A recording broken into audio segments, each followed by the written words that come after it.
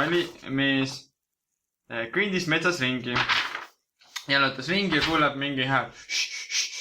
Kuskil käib mingisugune selline, läheb, otsib, vaatab, ahaa, keegi saeb puud.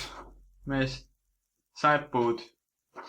Aga siis teine mees ütleb, kuule, sul on nii palju aega juba läinud, ma kuulen juba pool tundi sind saed, aga kui ma näen, mis sa teinud oled, siis sul ei ole mitte midagi toimunud. Sul on võib-olla mingi sentimeeter saanud sinna puu sisse. Sul on vist saagnüri. Kas sa saagi teritada ei tahaks? See ütleb, ei ole aega, ma pean puud saagima, nühib edasi. Aga kui ta päriselt oma sae ära teritaks vahepeal, siis saaks ta ju puu kiiremini saetud. Aga tal tekib see tunne, et see pool tundi või tund aega, mis tal läheks selle sae teritamise peale, sellel ajal ta ju ei tee seda koheselt nähtavat kasulikku tööd. Ehk siis ei sae puud. Aga kui ta mõtleks sellest natukene kaugemale, siis ta saaks aru, et kui ta teritab sae ära, siis ta kokkuvõttes saab oma puu kiiremini saetud. Nii. Aga mida sellel on pistmist kitarri ja kitarri harjutamisega? Kohe seletan. Kitarri jaoks on see sae teritamine nagu näiteks harjutuste tegemine. Või mingi koha hästi-hästi aeglaselt otsimine ühe käega ja teise käega.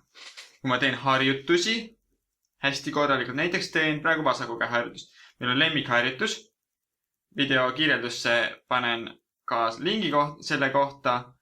Ülihea harjutus. Teed seda lemmikharjutust näiteks kas või ühe keele jagu. Ehk siis näiteks nagu teritasid ühe saetera ära. Ja kui sa tegid seda harjutust, su üleüldine mänguoskus läks paremaks ja järgmised lood saavad kiiremini selgeks. Samamoodi tekib see tunne, et aga kui ma teen harjutusi, ma jõuan ju vähem lugusid harjutada. Aga kui sa teed harjutusi, siis lugude edenemine muutub kiiremaks. Seega mõistlik on alati kas või natukene mingisuguseid harjutusi teha harjutamise ette ja see, et lood hakkavad kiiremini minema, seda sa märkad ajapikku. Aga saagi on vaja teritada. Mõnikord on sae teritamiseks ka näiteks mingi lugu, mis õpetaja räägib. Ja miks mõttes sae teritamine? Kui sellest loost on tulevikus sulle kasu, sa saad mingit asja kiiremini või sul tuleb meelde, ahaa, sellises kohas, kui mul on lugu raske, siis ma saan seda teha, sest õpetaja räägis ükskord tolle loo. Ja see ongi sae teritamine.